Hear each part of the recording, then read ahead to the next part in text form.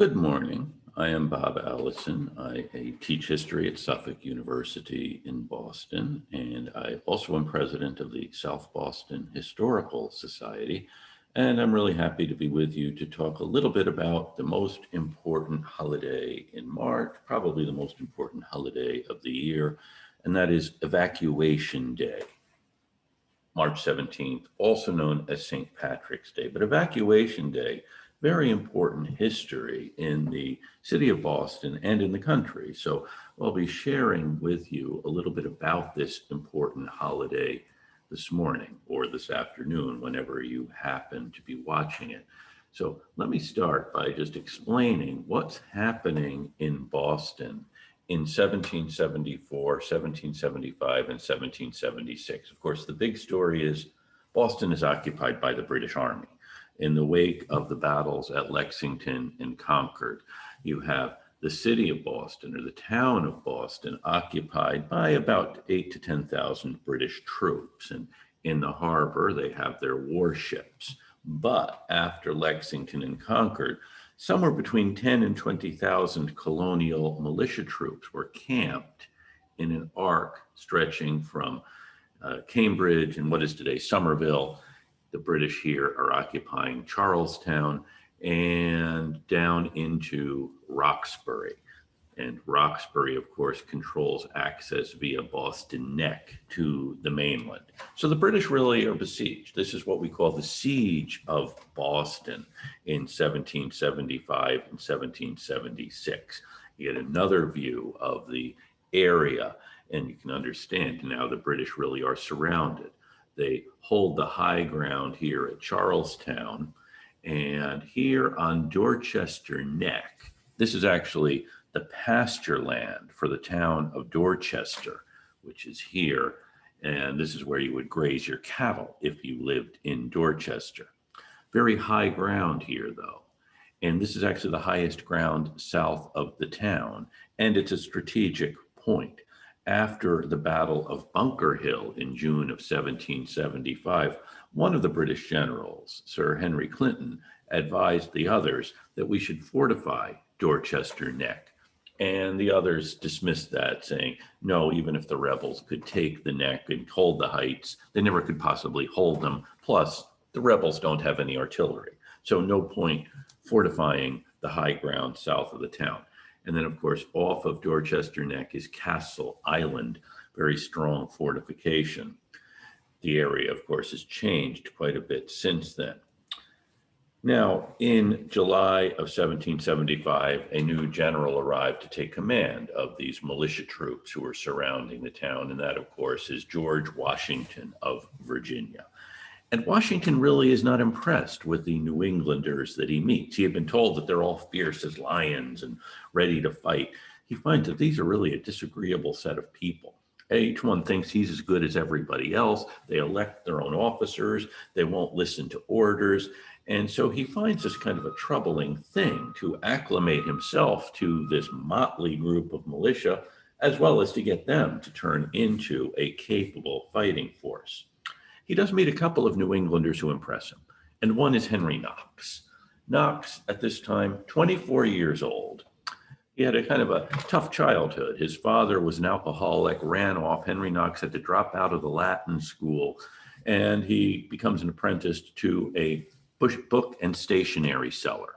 And by the time he's in his early 20s, Henry Knox has his own bookshop, the London Bookstore at Cornhill. This is roughly where Washington Street is today. So it's kind of in the center of things.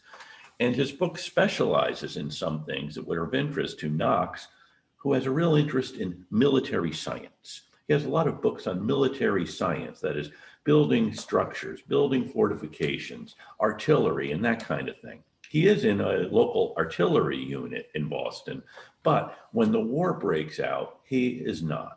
However, Knox has, as a volunteer, gone to Roxbury, and on Fort Hill in Roxbury, he has built a fort. So you can see this is where the town of Roxbury is. If you're familiar with the area, you know this is today Washington Street, which connects Boston with Roxbury. And here on this high hill in Roxbury, Henry Knox has built a fort. a very good fort. And Washington comes to inspect it. In fact, Washington, a day or two after he arrives in Cambridge, makes an inspection tour of the American lines, and he meets Henry Knox. Knox is quite a heavy young man, so Knox usually walks. Washington is on a horse. He sees this very stout young man saying, "General, I have something I'd like to show you." And he shows Washington this fort he has built on this high hill in Roxbury. And Washington sees this would give the rebels command of Boston Neck and prevent the British from leaving. There's no artillery, and Washington sees this as a real downfall. Washington also goes out to Dorchester Neck, and he says, this is really a place we should fortify. As he agrees with Henry Clinton that this is a strategic point. And now he's met just the man to help make that strategic point into something more than pasture land, a high hill overlooking the town. So Washington gives Knox kind of a good news, bad news proposition. The good news is Washington is going to put Knox in command of all of the artillery in the Continental Army. The bad news is that artillery is 300 miles away, and Knox has to go get it. It's at Fort Ticonderoga, and this is a big, massive fort at the upper end of Lake Champlain, heavily fortified position. This is a map from the time, and you can see this is Lake Champlain, which comes down into what then was New York. And here at the southern tip of it is Fort Ticonderoga. The French initially had built this back in the 1740s and 50s when the French and the English are at war for control of North America. And Lake Champlain is a strategic link between New York and Canada, the St. Lawrence River and the Hudson River. So the French had built this fort, the English had taken it, the French had taken it back, the English had taken it again. It had been fought over for about 20 years, but the English had finally won in the early 1760s. So there's a very small garrison at Fort Ticonderoga, mainly there to keep an eye on things, and the fort's kind of crumbling. And this is something that comes to the attention of two different groups. One are these folks in what then were called the New Hampshire Grants, this area between New Hampshire and New York, an area that was contested between the Connecticut River and New York. New Hampshire had claimed the territory, New York claimed the territory, and a lot of people had simply moved in, not caring who controlled what. The governor of New Hampshire, as a way of staking his claim to this territory, had started founding towns right along the border, what will become the border, this area about 7 miles east of the Hudson River, which was the western boundary of Massachusetts and Connecticut. The governor of New Hampshire thought, well, that also will be the western boundary of New Hampshire. But the British Crown says, no, actually, we're going to give control of this to New York. And so New York claimed this area. There were these towns like Bennington. By the way, the governor of New Hampshire's name was Benning Wentworth, and he named the first town he chartered right on the border, Bennington.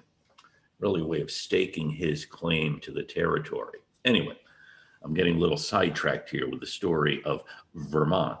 And what happens is there's lots of these guys in what we'll call Vermont, just for the sake of simplicity, saying we don't want New York running things. So what we're going to do is go up to Fort Ticonderoga, capture those guns, and use them against the New Yorkers. So an expedition led by Ethan Allen is on its way up to Lake Champlain to take the guns from Fort Ticonderoga. Now, a merchant sailor from, and actually druggist from down in Connecticut named Benedict Arnold realizes those guns would be of strategic importance to the Continental Army. He's siding with the Continental Army, and so he goes up to Cambridge, talks to Washington, and says it would really be important for someone to get a hold of those guns. So Benedict Arnold is also going to get the guns, and he happens to meet up with Ethan Allen and his group, and it's kind of hazy about how they agree to cooperate. Here's one guy showing up saying, I'm from the Continental Army. I don't think he said, and I'm here to help. And then you have this other group who actually is prepared to do something. And they do wind up capturing the fort, capturing the guns, and then the Continental Army is able to keep Ethan Allen from taking the guns out. So we know there are all these guns there. And by guns, I mean heavy cannon, about 80 pieces of heavy artillery up at Fort Ticonderoga. And so Washington tells Henry Knox to go out and get them.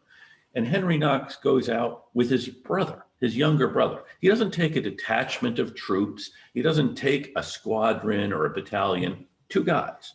But first, they go to New York to meet with the provincial government of New York, because maybe the New York government has guns that they can supply to the Continental Army surrounding Boston. By the way, it's not yet called the Continental Army, but I'm calling it that for the sake of simplicity. Now, he goes to New York, talks to the provincial government of New York, says, can we borrow some guns? And they say, nothing doing. We've already loaned the Continental Congress more than we wanted to. They haven't paid us back. We're not giving them anything until they start paying us for the stuff we've already given them.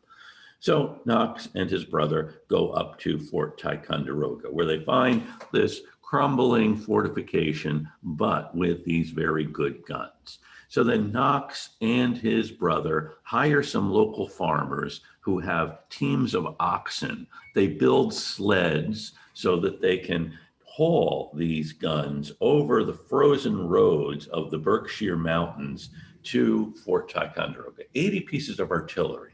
This is quite an operation. Knox and his brother and farmers and teamsters, they hire along the way doing this with the oxen, some horses, and they're doing this in the winter. By the way, Knox initially thought this will take about 2 weeks. He writes to General Washington saying, in 2 weeks, I should deliver to you a noble train of artillery. It takes longer than that. He's doing this in the winter, by the way, because in the summer or during what is called mud season, it would have been impossible. These sleds would simply have sunk into the mud. They need the frozen ground. They also need the frozen rivers and lakes so that they can get these things across more easily. Some of them they do take by boat when the ice is not thick enough, and they learn by experience. The ice isn't thick enough when they start out, and some of the guns fall through the ice, and then, what do you know, these farmers Knox has hired have to dive down and retrieve the guns and haul them back up. It's quite an operation. And of course, it's tough to have the oxen haul these up the mountains. It's even more difficult to have them bring them down the mountains, because then these heavy guns are simply going to overrun the oxen.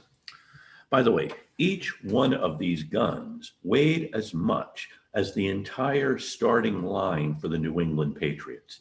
These are heavy pieces of equipment, and Knox and his brother haul them down along the Hudson River and then through across the border into Massachusetts, through the Berkshires, and then they get into the flat ground, and it makes it easier. They also stop at towns because they want to show off what they have. This is really a way of building excitement for the cause, showing that the artillery is on its way to Boston. And of course, none of the people in the towns like Otis or Westfield or Springfield or Wilbraham have seen cannon like this before or heard them shoot. So it's quite an operation.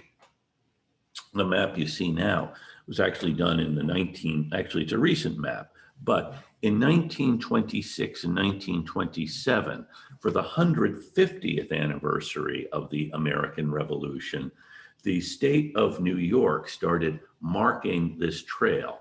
Roughly every 6 miles from Fort Ticonderoga to the Massachusetts border, they put up a marker like this. And it would be about every 6 miles that Knox and the noble train of artillery would stop.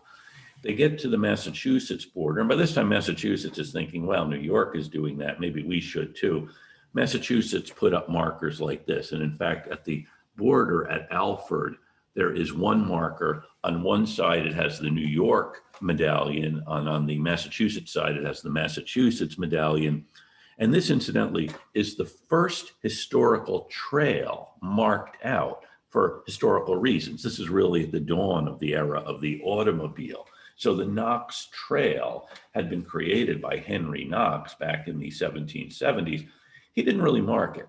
We kind of know from his journal where they were, but you can see here is a red line which indicates, well, back in the 1920s, they thought it made a triangle, it made a right angle, but instead they realized from Kinderhook down to Alford, it took a somewhat different route. And so there are these markers all along this trail now, because in the 1920s, people realized how significant this whole operation was. So Knox gets the cannon to Framingham in February. And he then rides off to Cambridge to tell Washington the artillery is here.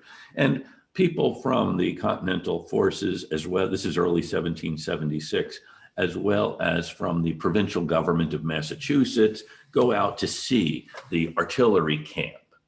And Washington, by this time, has arranged for Knox actually to be in the army. Remember, Knox had been a volunteer when Washington first met him. You can't really send him off doing this simply as a volunteer. So Washington gets Knox a commission in the Continental Army. And Henry Knox enters the army at the rank of colonel. By the end of the war, he will be a general. In fact, I mentioned that Washington wasn't impressed with New Englanders. He is impressed with Henry Knox. He's also impressed with another New Englander he meets, and that is Nathaniel Greene from Rhode Island. And at the end of the war in 1783, there will only be 3 general officers who have been in service since the siege of Boston in 1775. And they are Henry Knox, Nathaniel Greene, and George Washington. So these 3 very important to the conduct of the war, and Knox will remain in charge of the artillery of the Continental Army through the war. In fact, if you visit Yorktown, Virginia, you'll be able to see Henry Knox's artillery camp. And Knox placed the cannon at Princeton, at Trenton, which forced the Hessians there to surrender in December of 1776. It's hard to find an episode in the war in which Henry Knox is not involved. And then he becomes the Secretary of War in the Washington administration. So very important. Now here, we don't know all of that yet. Washington has gotten the cannon, and his camp here is in Cambridge. He has some of the cannon placed here at Lechmere Point and has them start firing on the British in Boston. He's doing this for 2 reasons. One, he wants the British to think he is preparing to come across the Charles River and the Back Bay and attack us from that direction. 2, the noise of the cannon is obscuring what is really happening, because Washington now has entrusted the operation to John Thomas, and Thomas commands the army in Roxbury. Nathaniel Greene is in command over here, John Thomas in command over here in Roxbury, and Thomas is overseeing the fortification of Dorchester Heights. Now, the noise of the cannon, and by the way, the Continental Army does not have a whole lot of gunpowder. They also don't have a whole lot of cannonballs. Knox had brought this artillery. He hadn't really hold a lot of cannonballs. We don't have a lot of them. So many of these cannons are simply firing blanks, but the British don't know that.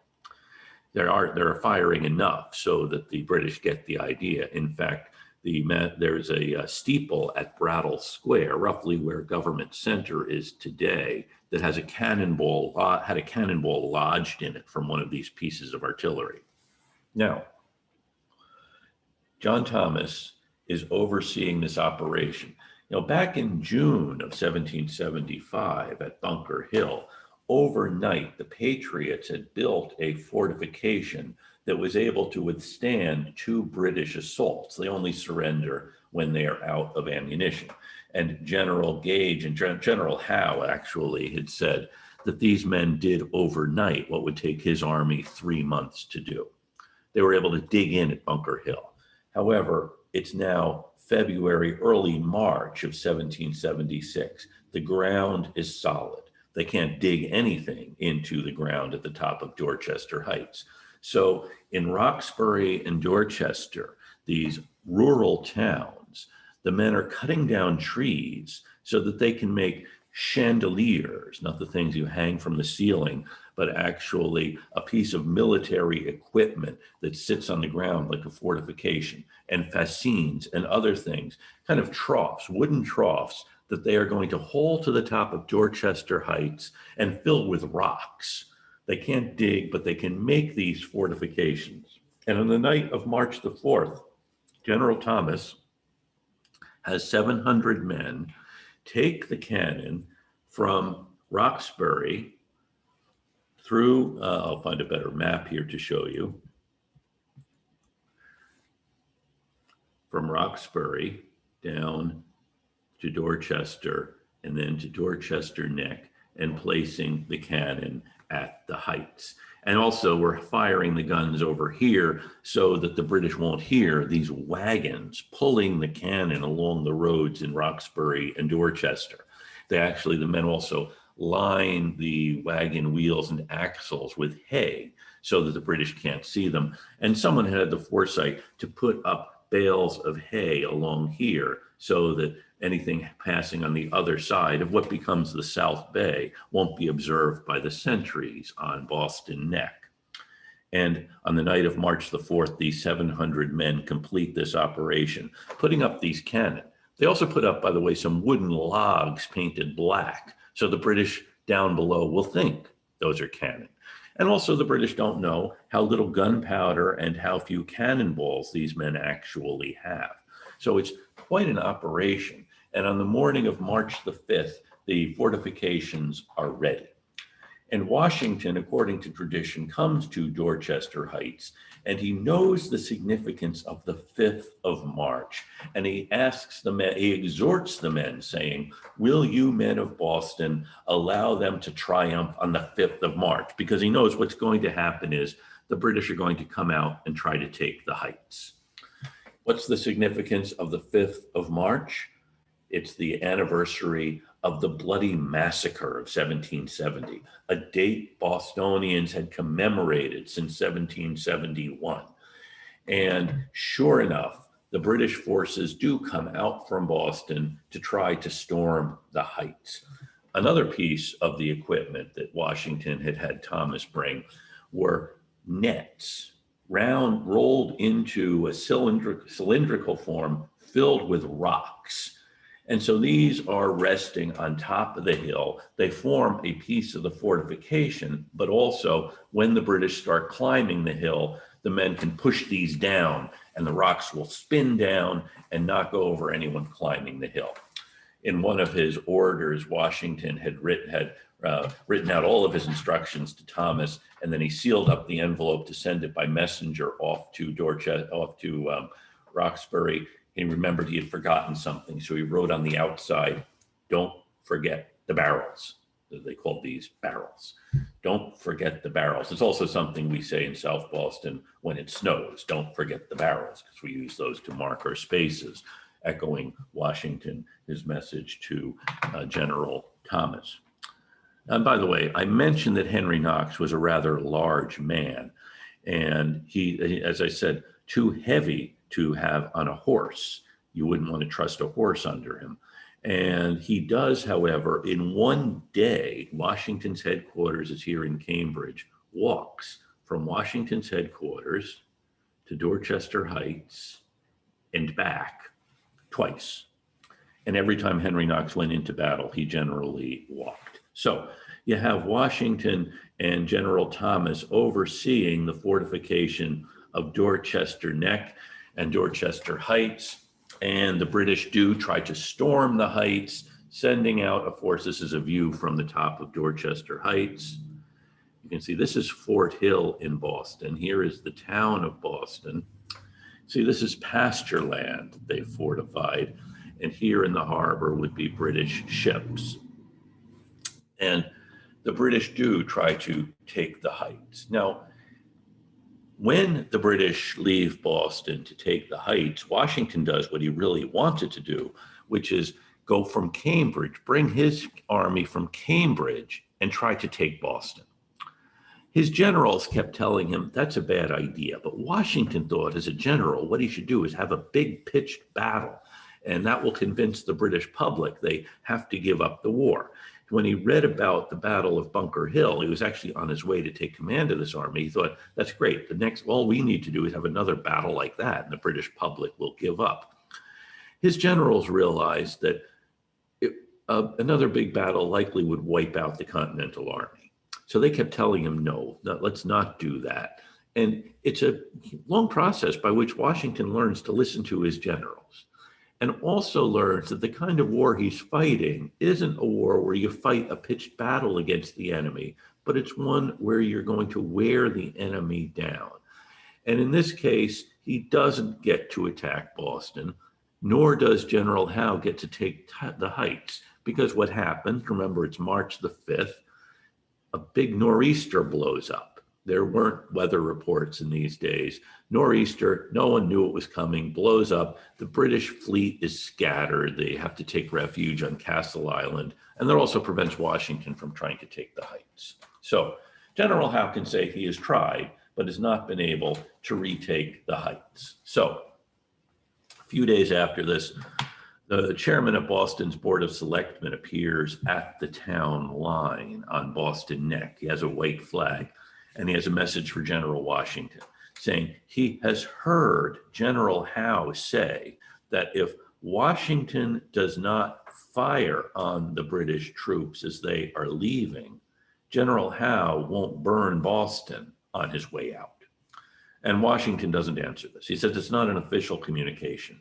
However, it does give him an indication that General Howe is planning to leave Boston. He is planning to evacuate. And so Washington spends the next week watching. And he does see the British forces are heading out to the ships in the harbor.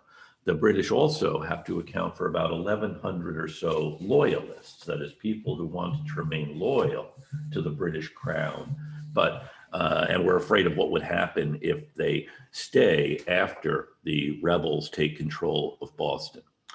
So the British are making preparations to leave, and Washington is watching this. And Washington, as a general, is also thinking, what happens next? Where are they going to go? And he knows the most likely place for them to go is New York.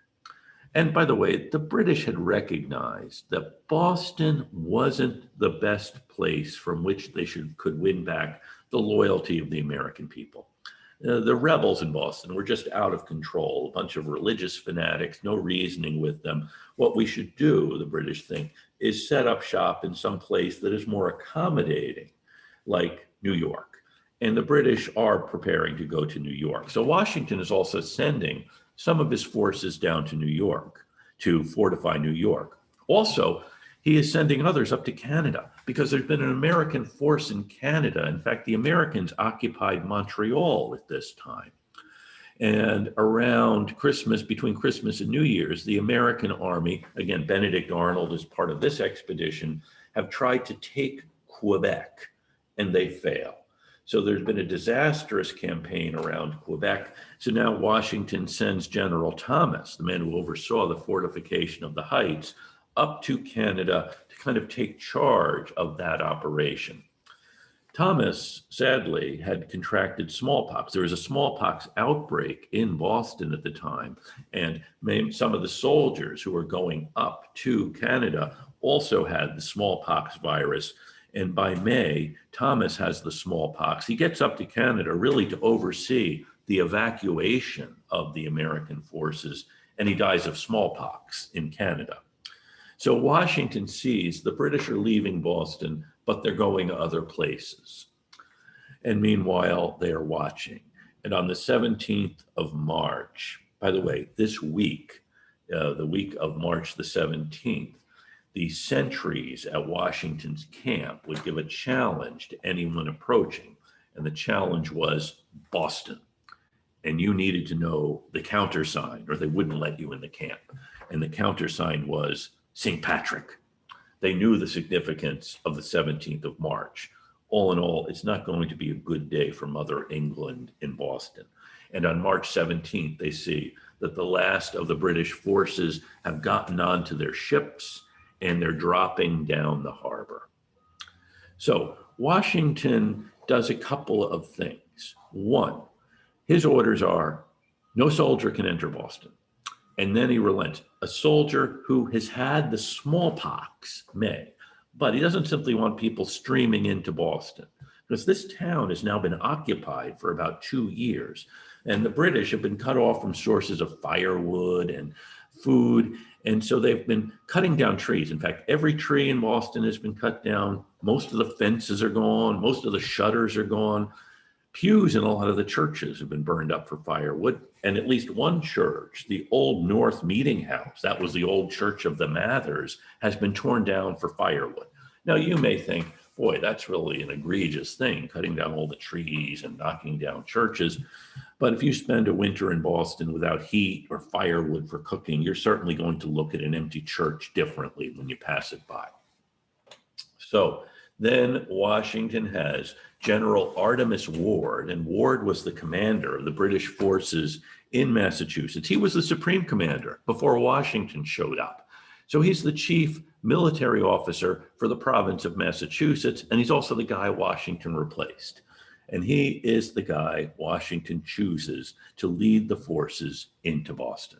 So Washington wants to make it clear he is not here as a conquering general. He's here to restore civil order. And Ward, military figure, the adjutant general of the Massachusetts forces, is the guy to do this. So on the 17th of March, the American forces start marching from Roxbury along what is now Washington Street. The British have left what they call crow's feet on it, that is twisted pieces of iron, which are there to impede horses or men walking along the route. Now, over on the other side, from Prospect Hill in what is today Somerville, an American force starts moving into Charlestown. Remember, the day of the Battle of Bunker Hill, Charlestown had been burned, and the British occupied Bunker Hill, high point north of the town, and they used it as a parade ground, really to show off how many men they had. Now, these Americans going into Charlestown, they go up Bunker Hill, and then they see on Breed's Hill, there is still a British sentry. So they're very wary of what this might mean. They approach very cautiously, and the sentry doesn't move as they approach. And finally, when they get there, it's not a sentry, it's a dummy wearing a British uniform. And he's holding a sign that says, "Welcome, Brother Jonathan." Jonathan was a nickname for a Yankee, a New Englander. But now the British have dropped down the harbor. They have to wait for a proper wind and tide, and Washington is able to restore civil control to Boston. This is the first American victory in what will be an 8-year war. Washington, thanks to Henry Knox and John Thomas and the men and the cannon and the oxen, has forced the British to evacuate the town that had been part of the British Empire. And this will become known as Evacuation Day, the day the British evacuated. And Dorchester Heights, South Boston, the Dorchester Neck is annexed to the town of Boston in 1804. And the Heights, this pasture land, becomes a popular picnic spot, visiting spot, tremendous views of the town. This is a 19th century view. In the distance, you can see the State House. This, of course, is Boston Neck. You can see Boston is being built up, and we've maintained these fortifications. As I said, initially it was too cold to dig, but what we've done is during the War of 1812, the Heights were fortified again, and now dirt entrenchments, a star-shaped fort built there. And after the War of 1812, a popular spot. You can see a well-dressed couple here coming in. Here's some sheep grazing, another couple getting the view from the top of the Heights. And this becomes really a nice place to visit, as well as to reflect on the story of the Revolution, as this is a time when Boston is growing. Here you can see South Boston annexed to the town of Boston. Here is Dorchester Heights here in what is becoming a densely populated urban neighborhood. A lot of factories here along this waterfront, and here a lot of Irish immigrants moving in the 19th century, Irish as well as people of other ethnicities. And in the early 1880s, the South Boston Citizens Association is formed, really to protect the urban identity of South Boston. It bills itself as the oldest civic association in the country. That is a group of people who care about their community and get together and form a civic association. And one thing that happens on Dorchester Heights as the town is being built, there was an eastern peak too that was taken down for landfill. And on the east side of the hill itself that had been fortified, the city of Boston puts in a reservoir.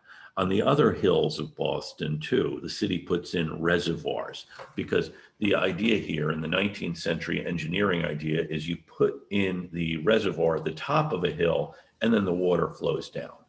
And you ask, well, where does the water come from to flow down? That has to be pumped in, piped in from Lake Cochituate, which is west of us, and you have water being piped in. By the way, it's one of the reasons that Roxbury is annexed to Boston in the 19th century, in the 1870s, because Fort Hill, you have a high ground in Roxbury, and you really can't get the water across without a better pumping system. And at the top of Fort Hill in Roxbury, there is a stand pipe built there to equalize the water pressure. This is an engineering problem. Some of you are probably more familiar with what's going on than I am here. If you're familiar at all with a toilet system, you know, often there is a pipe, and that is just to keep the water pressure even, an air pipe essentially to keep pressure on the water so that the water in the pipes will flow evenly. So there's a standpipe on the top of Fort Hill in Roxbury. Roxbury is annexed to Boston in the 1870s, and part of the reason Boston wants Roxbury is so that they can get water from the reservoir in Chestnut Hill over these hill and into Boston, and then pipe it to the top of these hills where it then can flow downhill into the homes. Long, complicated story. If one of you is an engineer or a plumber, you can probably explain it more easily to the others. So anyway, that's the way the water system worked from the 1880s or so into around 1900. And then we get a different water system. We no longer need these reservoirs. So the city is beginning to take down the reservoirs. At the same time, there's a new educational idea at work, and that is to have high schools, a school beyond the grammar school where everyone will go and learn not only more reading, writing, and arithmetic, but actually practical skills. And so Boston creates a system of high schools, neighborhood high schools, all built on the sites of former reservoirs. If you've been around Boston, you know that most of the neighborhood schools, East Boston High, Charlestown High, are on the tops of hills. Even Roxbury High was when it still existed. So in 1900, there's an idea to build a high school where the reservoir was on Dorchester Heights, South Boston High School. Well, the Citizens Association was a little worried about this, because if we're building a high school there, people will forget the significance of Dorchester Heights. It doesn't speak well to the state of education that the Citizens Association worried that a high school would make people forget history, but I think they might have been onto something.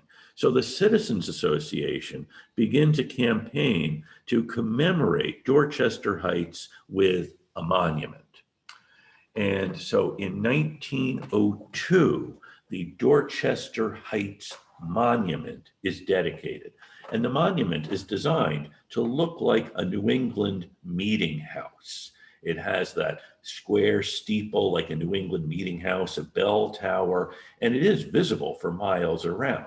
Great views of the town of Boston, the harbor. You can see the Blue Hills in Quincy and Milton, as well as points to the west. You can actually see Fort Hill in Roxbury quite clearly from it.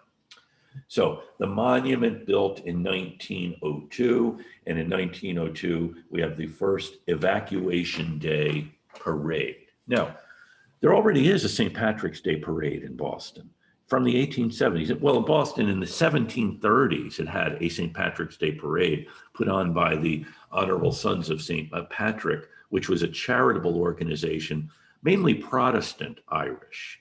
And in the 1870s, the Irish, the Catholic Irish in Boston, start a St. Patrick's Day Parade.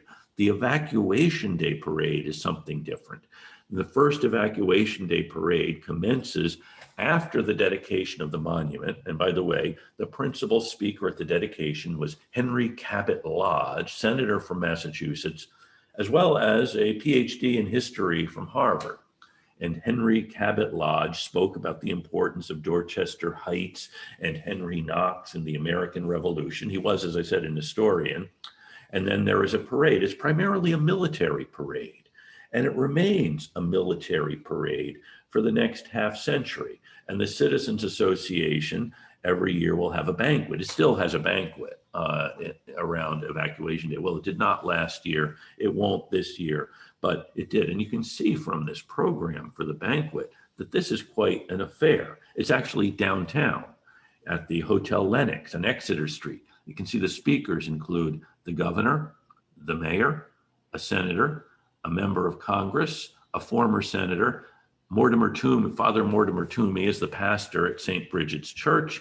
And then the master of ceremonies, or Toastmaster, is John W. McCormick, the congressman from South Boston, who later will be Speaker of the House. Principal orator was Senator Kenneth McKellar from Tennessee, prominent statesman of his era. So you have this really high-profile event for Evacuation Day, sponsored by the Citizens Association, and you can see their emblem, as it has been from the beginning, has the Dorchester Heights Monument on it. So Evacuation Day, very big event in Boston, and primarily in South Boston, because of course South Boston is where we have Dorchester Heights, and this is where the story happened. Now, a couple of things do happen. One, in 1941, the Commonwealth of Massachusetts makes Evacuation Day a state holiday, actually a holiday in Suffolk County. And Governor Leverett Saltonstall signs this proclamation in green ink. You know, there is an urban legend that Evacuation Day is really just a smokescreen because the Irish in Boston couldn't get a St. Patrick's Day parade, so they made up this holiday, Evacuation Day. That's actually not true. There was an Evacuation Day parade as well as a St. Patrick's Day parade. And Governor Saltonstall, who did have quite a sense of humor, signs this in green ink, signifying that he knows the significance and he knows about Evacuation Day and St. Patrick's Day. I should also tell one story about Governor Saltonstall. He ran for governor against James Michael Curley in the 1930s. And Saltonstall was, someone said he has a Back Bay name and a South Boston face. He was a rather, I don't want to say homely man, a man of a unique appearance. And Governor Saltonstall was sold a Back Bay name, of course, Leverett Saltonstall, and a South Boston face. And James Michael Curley, who could never resist saying something caustic, said he may have a South Boston face, but he doesn't dare show it in South Boston. Well, if you're really a smart politician, as Leverett Saltonstall certainly was, what you then do is go to South Boston. And Saltonstall spent the day walking up and down Broadway, talking to people, visiting children in the playgrounds. And people in South Boston really came to love Leverett Saltonstall. And he also said, he said, well, it's a South Boston face. He said, I don't know what I can say about my face. It's the only one I have. I am not two-faced. And he signs into law the bill creating Evacuation Day as a holiday in Suffolk County. By the way, going back to the banquet, every year, sometimes it happens, actually now it does happen on a Friday. And of course, usually it happens during Lent. And so you can see on this program, there is at least one Catholic priest, and many of the other dignitaries are also Catholics, and eating meat on Fridays at this time was verboten throughout the year. And since then, since Vatican II, it has been forbidden during Lent. However, Cardinal Cushing, Richard Cushing from South Boston, and here he is at one of the parades with another eminent Boston political figure.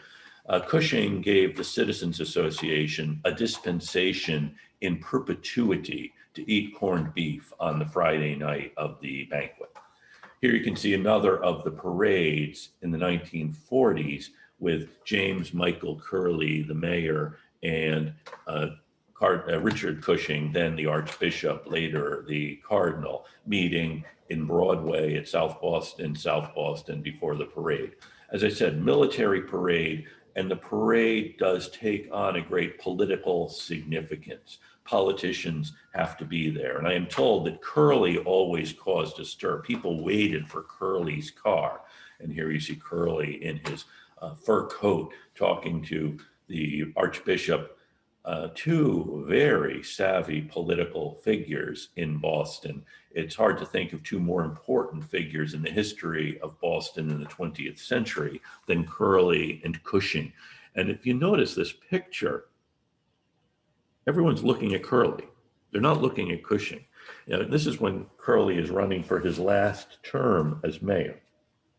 So politicians have to be at the parade to be seen.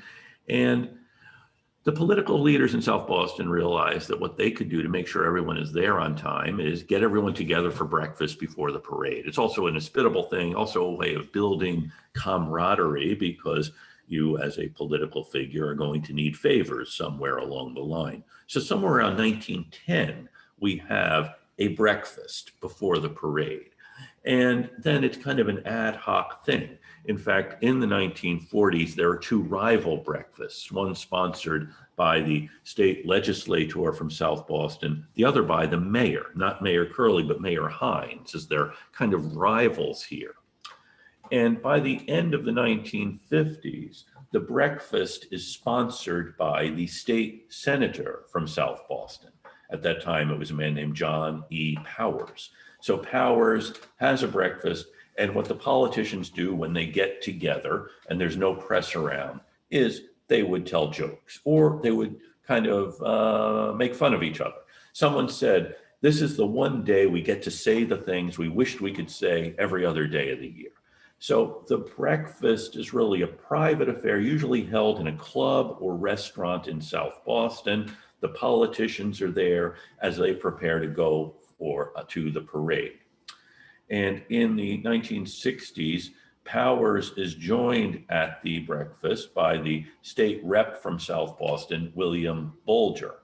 And Powers was kind of a mean-spirited guy, I am told. I've never met him. And Bulger, young state rep in the early 1960s, also can have a caustic wit, but Bulger also can be very entertaining. In fact, when he had been going to college, he had periodically been a stand-up comedian. And he also learned a lot of Irish song. So, and one thing you do at these breakfasts is sing. And Bulger becomes the co-host in the early 1960s. And then Powers is succeeded as state senator by Joe Moakley. And so Moakley, as state senator from South Boston, has to host the breakfast, but he really doesn't enjoy it. Fortunately for him, State Representative Bulger does enjoy it, so Moakley pretty much turns over the hosting duties to Bulger. And it's an entertaining thing. You as a politician are going to go to the parade, so why not go to the breakfast as well? And in 1971, Bulger is elected to the state Senate, and he really turns the breakfast into a tradition. somewhere along the way, they let the press in, or at least they have photographers in. And some of the breakfasts actually have been recorded. I'll forward you a link so that you can watch one from 1987. But here you see, this must be the early 1970s, or you can see State Senator Bulger and now Congressman Moakley. I'm not sure if it's Congressman Moakley or not. Here is Louise Day Hicks, who had been the member of Congress from South Boston. Moakley defeated her in 1972. Bulger is the state senator, and here is Ray Flynn, then a state representative, and here is Mike Dukakis, who was elected governor in 1974. So you can see these five people are very much rivals in a lot of ways. That is, Moakley had run against Mrs. Hicks. Ray Flynn runs against Mrs. Hicks and actually also defeats her. And Governor Dukakis is the governor. Bulger at this time is a member of the state Senate, has not yet become the Senate president, which he does in 1978. And of course, the Senate president in Massachusetts is sometimes the most powerful office in the state. And Bulger certainly was one of the most powerful political figures in the state during the 18 years he presided over the state Senate. In fact, longer than anyone else ever has in the history of Massachusetts. So the breakfast is an opportunity for these guys and women to see each other. And here you can see Bulger, and this is Michael Flaherty, then the state rep from South Boston. His son is now a city councilor, and Mayor Kevin White. A real focus of this gathering is for jokes at the expense of people. And Bulger was really a master of this. I'll forward you the link I will send you to one of the breakfasts has him, as he puts it, giving the business to Governor Dukakis and others. And in fact, here he is with Ray Flynn. This is a scene from the breakfast in 1987. Here you can see Governor Dukakis, who had not yet announced that he was going to be a candidate for president, and Bulger is on the phone with George H.W. Bush, the vice president then, who was also a candidate for president. In fact, they're going to run against each other. And Bulger says to Vice President Bush, "Your opponent is here." And here is Bulger with Governor Weld, and another Bulger with Governor Weld. And here is Weld and John Kerry. They ran against each other for the Senate in 1994. And at the breakfast, when Bulger was talking about the race, he said, "That's my kind of race, the rich against the super rich." Well, and with Bulger's exodus from the state Senate in the mid-1990s, the next state senator, Stephen Lynch, took on the hosting of the breakfast. Stephen Lynch has since moved on to Congress. And then Jack Hart, the state senator, presided. And here you can see Senator Hart making fun of Senator John Kerry. Mayor Menino, that's the then senator from Delaware. By the way, the musicians have been there now for more than 30 years. These guys have been playing at the breakfast since the late 1980s. So actually 40 years, a group called Curra's Fancy playing the music. It's always Irish music, incidentally. It is St. Patrick's Day. And each state senator from South Boston needs to know a lot of Irish songs. Bulger's mother once asked him how he became so Irish. And he said, "When I found out how many of you there are." So you have the breakfast, which really functions as a way of demonstrating humor. It's since become, I think, a little too formalistic. And the politicians spend weeks making up their jokes or videos or learning songs. It's lost something of the spontaneity, but it's still an occasion you're really happy happens. A time when you can forget your responsibilities and just try to have fun as well as remember things. I mean, a lot of the Irish songs are very sad. Here you see Senator Jack Hart, Congressman Stephen Lynch, Governor Deval Patrick singing. Here is then Governor Paul Cellucci, who is being appointed ambassador to Canada, and this is Vice President Gore giving him a hat. Cellucci actually became governor when Bill Weld almost was appointed ambassador to Mexico. And then Cellucci is appointed ambassador to Canada, and the lieutenant governor, Jane Swift, becomes the acting governor. See, she's showing off a t-shirt. And here is another politician showing up in an attempt to curry votes. And here's yet another. This is, of course, John Kerry, Mayor Menino, then Representative Walsh and Congressman Lynch and Governor Romney. It's really striking that you have this very local event that draws politicians from around the country.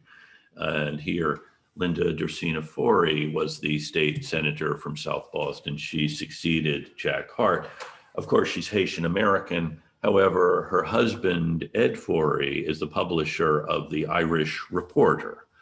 And not only do her children do Irish step, but she does as well. Very entertaining, very smart, and smart, capable person. And here, of course, Governor Baker, Mayor Walsh, and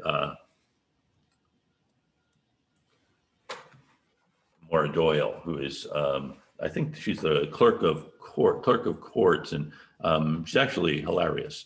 And Senator Nick Collins now presides over the breakfast. And Senator Collins, as you can see, is conscious of the connection of Evacuation Day. In fact, he is the chief sponsor of a bill now before the legislature to create a commission to commemorate the 250th anniversaries of the American Revolution. And I first met him when he was working on a short documentary about Evacuation Day. This is before he entered politics about a dozen or so years ago. And here he is. He brought some of our friends of the reenactors to the breakfast to be part of the festivities. So the breakfast and Evacuation Day are traditions which really go together. Very important to the community of South Boston, very important to the identity of Boston and of Massachusetts, and to the course of American history. So thank you very much. It's been fun sharing this with you, and I wish you all a happy St. Patrick's Day and happy Evacuation Day. So thank you.